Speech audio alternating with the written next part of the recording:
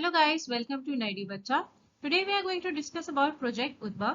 तो प्रोजेक्ट उद्भव क्या है और वो क्यों इम्पोर्टेंट है, क्यों न्यूज में है, वो हम सब देखेंगे. And it is very important for competitive examinations like UPSC, UPPSC and other state competitive examinations.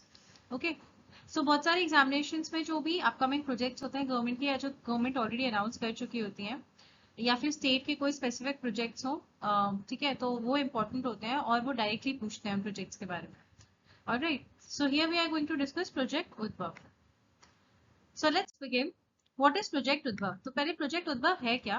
It is an initiative set in motion by Indian Army to rediscover the profound Indic heritage of statecraft and strategic thoughts derived from ancient Indian texts of statecraft, warcraft, diplomacy and grand strategy.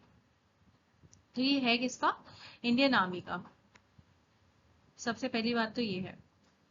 और to rediscover the profound Indian heritage of statecraft and strategic thoughts derived from ancient texts, statecraft, warcraft, diplomacy and grand strategy.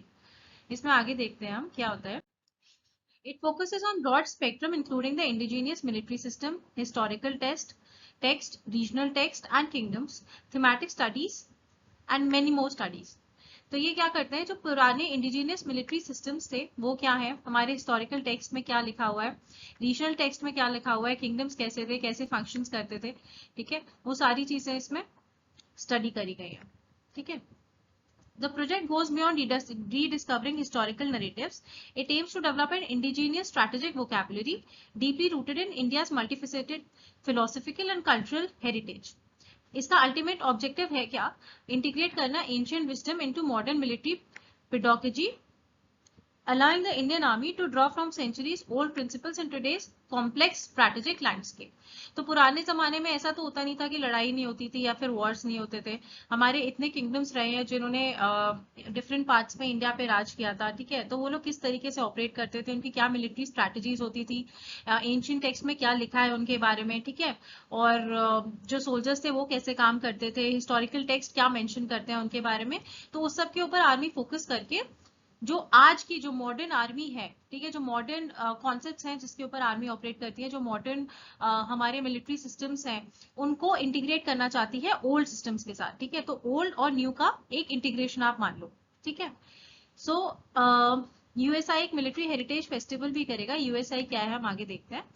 ठीक है, आगे हम देखते हैं. It's a visionary initiative by Indian army that seeks to integrate age old wisdom with contemporary military pedagogy. ठीक है, जो मैंने अभी बताया था. So ancient Indian knowledge system is rooted in 5,000 years old civilizational legacy, which has attached great value to knowledge.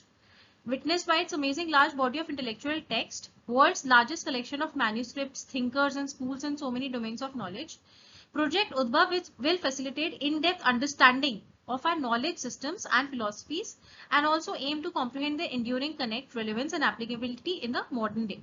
तो हमारे पास जो एंशिएंट इंडियन टेक्स्ट हैं जो बहुत साल पुराने हैं, ठीक है, it is rooted in like 5,000 years old civilization legacy, और बहुत सारी नॉलेज है, बहुत सारे थिंकर्स हैं, बहुत सारे इंटेलेक्चुअल टेक्स्ट हैं हमारे पास, बहुत सारे मैन्यूस्क्रिप्ट्स हैं. ठीक है, बहुत सारे डोमेन्स ऑफ नॉलेज है.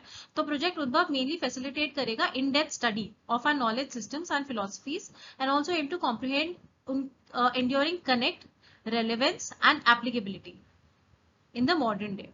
Okay, बिकॉज इंडिया की ऑलरेडी हिस्ट्री देखो आप, इतनी ज्यादा है, इतने सारे किंग्स रहे थे, जैसे मैंने पहले कहा था, इतनी बड़ी सिविलाइजेशनल हिस्ट्री है हमारे पास, इतने मैन्यूस्क्रिप्ट्स हैं. तो अगर हम उन सबकी अच्छे से स्टडी करें और उनको कोरिलेट करें आज के जो सिस्टम है, जो मॉडर्न रेलिवेंस है उसके साथ, so they can be a very good connect. तो उसके लिए प्रोजेक्ट उद्भव को इंडियन आर्मी ने स्टार्ट किया है. ठीक है. लिटरेचर लाइक चाणक्य अर्थशास्त्र underscores the importance of strategic partnerships, alliances and diplomacy, aligning with modern military practices such as international cooperation and soft power projection. Chanakya's teachings on statecraft and warfare are studied by various institutions in the world over. तो हमें पता ही है सबसे जो ज्यादा important है चाणक्य का अर्थशास्त्र है, जिसमें आपकी स्ट्रैटेजिक पार्टनरशिप्स किस तरीके की होनी चाहिए, आप अलायंस कैसे बनाओ, आपकी डिप्लोमेसी कैसी होनी चाहिए, और modern military practices, international cooperation, soft power आपकी किस तरीके की होनी चाहिए, वो सब था.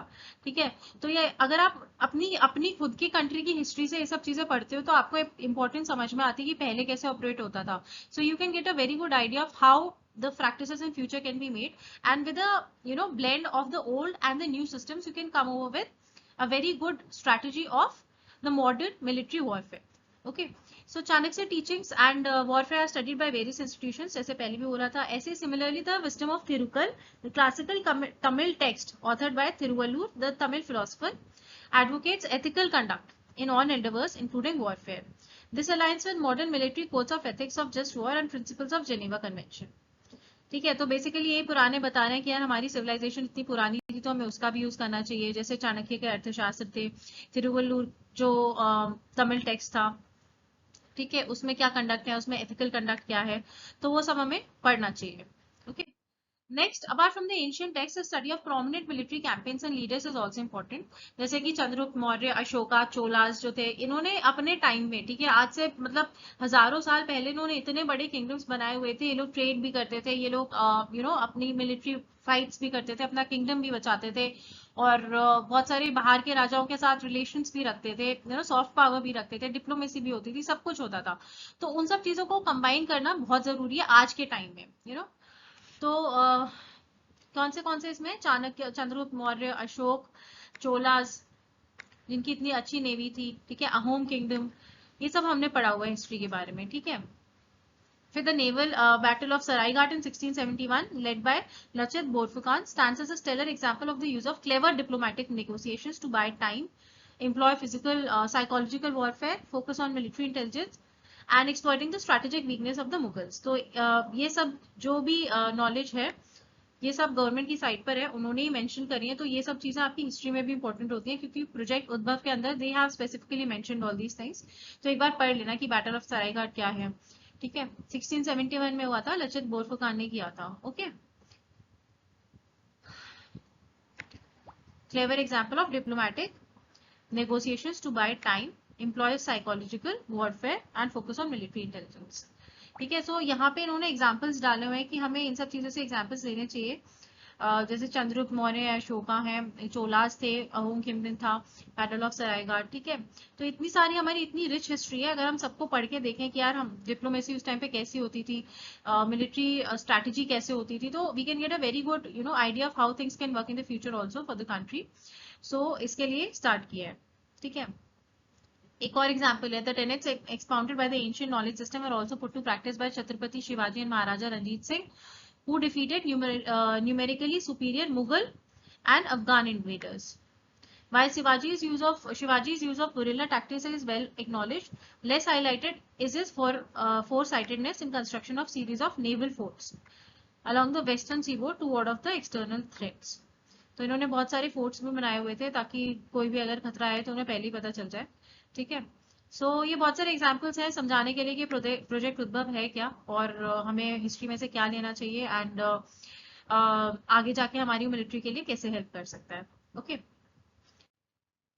by marrying the age-old wisdom in modern military pedagogy and operations, Project Udbhav sets the stage for a robust, progressive, and future-ready Indian Army that not only resonates with the nation's historical military sagacity, but is also attuned to the demands and dynamics of the contemporary modern warfare and diplomacy. ठीक है, तो ये पूरा short में इन्होंने बोला कि project उद्भव है क्या. आप पुराने एज और विजडम्स को मॉडर्न मिलिट्री के साथ कंबाइन करो, और ताकि आपकी जो एक इंडियन आर्मी फ्यूचर की है वो काफी अच्छे से रोबस्ट और प्रोग्रेसिव हो जाए, और आपको आगे भी पता रहे कि अगर कोई भी प्रॉब्लम आती है तो आप वो कैसे सॉल्व कर सकते हो, by taking examples of what has happened in the history also. Okay, so this is what project उद्भव इज. तो हम देखते हैं कि यूएसआई क्या है. प्रोजेक्ट उद्भव के बारे में हमने पढ़ लिया. USI is United Service Institution of India, and इन्होंने बेसिकली एक मिलिट्री फेस्टिवल ऑर्गेनाइज किया था. So it's a national security and defence services think tank based in new Delhi, India. It describes its aims as the furtherance of interest and knowledge in the art, science and literature of the defense services. Okay, तो defense services के interest और knowledge को बढ़ाने के लिए. It was founded in 1870 by a soldier scholar, Colonel late Major General Sir Charles MacGregor. Okay, so this is what United Service Institution of India is.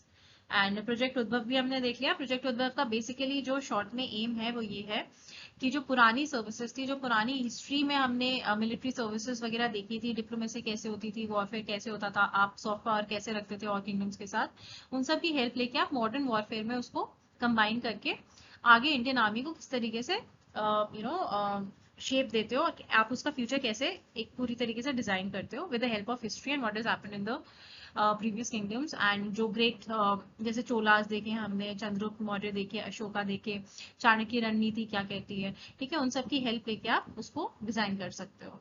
And okay, so this is about project Udbhav and United Service Institution of India भी हमने देख लिया। सो